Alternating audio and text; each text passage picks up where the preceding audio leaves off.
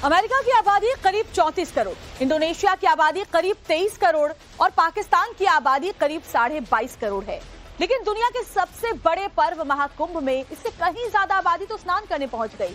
इसका अंदाजा इस बात से लगा सकते हैं कि आस्था के इस महाकुंभ का क्या महत्व है और इतने बड़े आयोजन के लिए किस स्तर पर तैयारी की गई होगी। सवाल उठाने वालों को तो सिर्फ बयान देना होता है, लेकिन इतने बड़े आयोजन की तैयारी के लिए पसीने छूट जाते हैं। लेकिन यूपी सरकार ने न सिर्फ इसकी तैयारी की, बल्कि जितना खर्च किया उससे कहीं ज्यादा तो यहाँ पर यूपी की कमाई हुई है। छोटे दुकानदारों और वेंडर्स से लेकर सरकार की कमाई, सब तरफ महाकुंभ से सिर्फ धन की वर्षा ही हुई है। और बड़ी खबर इसी से जुड़ी हुई आपको बताते हैं। यूपी के सीएम योगी आदित्यनाथ ने महाकुंभ को लेकर एक बेहद बड़ा बयान दिया है। योगी आदित्यनाथ ने कहा है कि कुछ लोग महाकुंभ पर उंगली उठाते हैं, उन लोगों से हम कहना चाहते हैं महाकुंभ के आयोजन में 1500 करोड़ रुपए खर्च हुए और बदले में कितना फायदा हुआ वो जरा देखिए। बदले में 3 लाख करोड़ रुपए का लाभ हो रहा है। दरअसल राजधानी लखनऊ में रक्षा मंत्री राजनाथ सिंह, केंद्रीय परिवहन मंत्री नितिन गडकरी और मुख्यमंत्री योगी आदित्यनाथ ने 4 लेन के 2 प्रमुख फ्लाईओवर का उद्घाटन किया था। इस दौरान सीएम योगी आदित्यनाथ ने विपक्ष पर गिन गिनकर हमले किए। उन्होंने महाकुंभ पर सवाल उठाने वालों को भी नहीं छोड़ा और एक ऐसा आंकड़ा पेश किया जिसने पूरी दुनिया में हलचल मचा दी है। सुनिए। उत्तर प्रदेश की अकेली अर्थव्यवस्था को महाकुंभ प्रयागराज के माध्यम से 3 लाख करोड़ रुपए की नई बढ़ोतरी होने जा रही है। कुंभ के आयोजन में कुल 1500 करोड़ रुपए खर्च हुए हैं और बदले में अगर उत्तर प्रदेश को 3 लाख करोड़ रुपए का लाभ होता हो और यहां की अर्थव्यवस्था सुदृढ़ होती हो तो मुझे लगता है कि यह उत्तर प्रदेश के नौजवानों के लिए, उत्तर प्रदेश की जनता जनार्दन के लिए और नए भारत के नए उत्तर प्रदेश के लिए, जिसे हम आदरणीय प्रधानमंत्री जी की प्रेरणा से भारत के ग्रोथ इंजन के रूप में स्थापित कर रहे हैं, उस दृष्टि से अत्यंत उपयुक्त है और समीचीन है।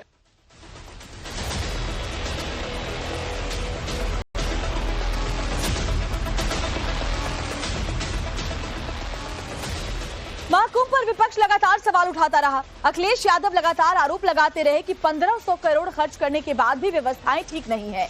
लेकिन लोगों की अपार भीड़ और वहां पर छोटे बड़े दुकानदारों की कमाई बता रही है कि सब ठीक ही नहीं, बेहतरीन है। इतना ही नहीं, कुंभ ने यूपी की इकोनॉमी को भी बूस्टर दिया है और महाकुंभ से यूपी की 3 लाख करोड़ की कमाई हुई है। ये वो आंकड़े हैं जिसने हर किसी की जुबान पर ताला लगा दिया है, जिन्होंने महाकुंभ को लेकर के सवाल खड़े किए थे। सिर्फ यूपी में टोल प्लाजा की ही कमाई की बात करें तो वो दोगुनी हो गई है। और ये देखिए, हम आपको आंकड़ों के जरिए दिखा रहे हैं। वाराणसी प्रयागराज हाईवे की कमाई 15 करोड़ हुई है। इसके अलावा प्रयागराज में छोटे दुकानदार वेंडर्स की कमाई में भी जबरदस्त इजाफा हुआ है। काशी विश्वनाथ में श्रद्धालुओं की भारी भीड़ पहुंची है। वहां हुंडी में 7 करोड़ का दान मिला, यानी कि जो श्रद्धालु दान करते हैं, जो वहां पर जब जाते हैं तो चढ़ाते हैं पैसे, उसमें 7 करोड़ का चढ़ावा मिला है। जबकि दान में मिले सोने और चांदी की गिनती तो अभी बाकी है। जबकि सरकार ने कुंभ की तैयारियों पर 1500 करोड़ खर्च किए हैं, लेकिन इससे कहीं ज्यादा जो मुनाफा है वो वहां के आम जो स्थानीय व्यापारी हैं, दुकानदार हैं, उनके साथ साथ मंदिरों में भी हुई है। टोल प्लाजा से भी कमाई हुई है।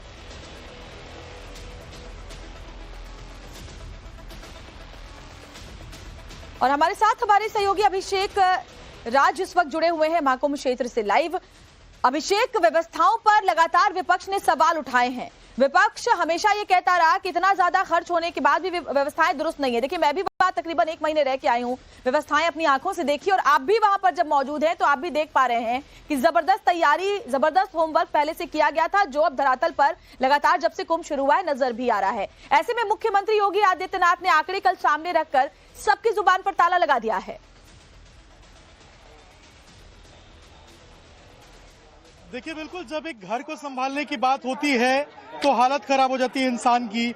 महीने के अंत में, महीने के पहले इंतजाम करने में बहुत सोचना पड़ता है। यहाँ तो समझिए 50 करोड़ लोगों ने स्नान किया है और अभी आने वाले 10 दिनों में पता नहीं कितने लोग आएंगे। ये आंकड़ा कहाँ तक बनाएगा और कितने रिकॉर्ड बनाएगा, ये देखनी होगी। जहाँ तक इंतजाम की बात है, व्यवस्था की बात है, सबसे पहले एक तस्वीर देखिए। ये संगम घाट से लौटने वाले लोग हैं। बिल्कुल एक लेन जो है वो यहाँ पर स्पेशली बनाया गया है, जो लोग वापस यहाँ से लौट रहे हैं। इसी तरीके का सेम लेन बनाया गया है दूसरी तरफ, जो कि संगम क्षेत्र में जाने वालों का लेन है। तो यहाँ पर देखिए किसी भी तरीके से जो कोलिजन है, परेशानी है, वो किसी को ना हो, इसका विशेष रूप से किस तरीके से इंतजाम रखा गया है। दो स्पेसिफाइड लेन्स बनाए गए हैं। इसके साथ साथ जो छोटे दुकानदार हैं, सामने देखिए आपको संगम क्षेत्र के दोनों तरफ अगर आप देखेंगे तो यहाँ पर चाय वाले, इसके अलावा बिस्किट वाले, जो छोटी इकोनॉमी है, इन छोटी इकोनॉमी को कितना बूस्ट मिला है ये आपको यहाँ देखकर समझ में आएगा। जो छोटे दुकानदार हैं इनका व्यापार काफी ज्यादा हो रहा है, या कर अपना जो व्यापार है। ये तमाम आंकड़े जो मुख्यमंत्री की तरफ से रखे गए, अभिषेक हर बात का जवाब देते हैं। शुक्रिया आपका तमाम तस्वीरें, जानकारी लाइव वहां से हम तक पहुंचाने के लिए। बढ़ते आगे, देखिए महाकुंभ से सिर्फ प्रयागराज में कमाई नहीं हुई, बल्कि अयोध्या, विंध्याचल, काशी में भी जबरदस्त भीड़ जो है श्रद्धालुओं की वो वहां पर पहुंची है। दान से मंदिरों का खजाना भर गया है। अयोध्या की बात करें तो सोचिए 3.5 करोड़ के आसपास लोगों ने रामलला के दर्शन किए हैं महाकुंभ के स्नान के बाद। और अभी तो गिनती भी नहीं हुई, लेकिन मंदिर को 250 करोड़ या 250 करोड़ दान में मिलने का अनुमान है इन दौरान। जबकि प्राण प्रतिष्ठा के समय मंदिर को 50 करोड़ का दान मिला था, लेकिन कुंभ के समय कितना मिला, इससे 5 गुना ज्यादा। इतना ही नहीं, अयोध्या में 17,000 करोड़ के कारोबार का भी अनुमान है, यानी छोटे से लेकर बड़े दुकानदार और बिजनेस करने वालों ने कमाई जबरदस्त तरीके से की है। इसके अलावा श्रद्धालुओं के आने से प्रयागराज के पास विंध्याचल धाम जो है मां विंध्यवासिनी का मंदिर, वहां पर भी 5 गुना दान जो है वो बढ़ा है। जबकि महाकुंभ शुरू होने से पहले दिसंबर 2024 में विंध्याचल धाम 51,08,000 रुपए वहां दान में मिले थे, लेकिन अब वहां भी जो श्रद्धालुओं ने दान चढ़ाया है वो तकरीबन 5 गुना है। इस सब के बीच अखिलेश यादव इतना सब होने के बावजूद लगातार महाकुंभ पर सवाल खड़े करते नजर आ रहे हैं कि अगर इनका इंफ्रास्ट्रक्चर अच्छा होता और जो तैयारी बताई थी कि 100 करोड़ की उन्होंने तैयारी की है, अगर 100 करोड़ की तैयारी होती तो लोगों को यह सुविधा नहीं होती। बड़े पैमाने पर परेशान हुए हैं। जाम में न केवल श्रद्धालु लोग और जो लोग आए थे दर्शन के लिए वो परेशान हुए, बल्कि आम जनता भी परेशान हुई है। अब इसे कुछ ऐसे भी समझिए कि जिस तरह से सरकार के आधिकारिक आंकड़े दिए गए हैं, तो दूसरी तरफ समाजवादी पार्टी के जो अध्यक्ष अखिलेश यादव वो सवाल उठा रहे हैं। लेकिन देश में आपको ये भी बताएं कि अखिलेश यादव राजनीति के चलते भले ही महाकुंभ पर कटाक्ष करें, लेकिन यहाँ के जो आंकड़े आ रहे हैं वो देश और दुनिया के लिए एक अचंभा है। इसे कुछ ऐसे समझिए, देश में हिंदुओं की कुल आबादी कितनी है, 110 करोड़ के आसपास, और 50 करोड़ लोग अभी तक तो स्नान कर चुके हैं, जबकि अभी 26 तारीख तक महाकुंभ का स्नान यूं ही जारी रहने वाला है। यानी हिंदुओं की तकरीबन आधी आबादी ने आस्था की डुबकी लगा ली है देश के कोने कोने से आकर। इसका मतलब अमेरिका, रूस, पाकिस्तान जैसे देशों की कुल आबादी से ज्यादा लोग प्रयागराज स्नान करने अभी तक पहुंच चुके हैं। पूर्णिमा पर 1,70,00,000 लोगों ने स्नान किया था, जबकि मकर संक्रांति पर 3.5 करोड़ लोगों ने आस्था की डुबकी लगाई थी। मौनी अमावस्या पर तो तमाम रिकॉर्ड ध्वस्त हो गए थे 29 जनवरी को, जब 7,64,00,000 लोगों ने स्नान किया था। वहीं वसंत पंचमी जो कि तीसरा अमृत स्नान था, वहां तकरीबन 2,57,00,000 लोग वहां पहुंचे थे आस्था की डुबकी लगाने के लिए। इसके अलावा माघ पूर्णिमा का जो महास्नान था उस पर 2,04,00,000 लोगों ने आस्था की डुबकी लगाई थी। तो ये वो तमाम आंकड़े हैं जो बताते हैं कि कैसे बड़ी तादाद में पहुंचे हैं सनातनी लोग वहां डुबकी लगाने के लिए। एक तरफ सरकार के आधिकारिक आंकड़े, तो दूसरी तरफ समाजवादी पार्टी के राष्ट्रीय अध्यक्ष 50 करोड़ के आंकड़े को मानने के लिए तैयार नहीं है। वाराणसी पहुंचे अखिलेश यादव ने तंज कसते हुए पत्रकारों से कहा कि 50 नहीं 60 करोड़ लोग आए हैं, आप गिनती कम ना करें। तो तंज कस रहे हैं। देखिए सनातनी आस्था पर कैसे चोट पहुंचाने की कोशिश एक बार फिर से अखिलेश यादव ने की है। 50 करोड़ तो नहीं आए हैं, 60 करोड़ लोग आए हैं। आप भी झूठ मत बोला करो। नहीं,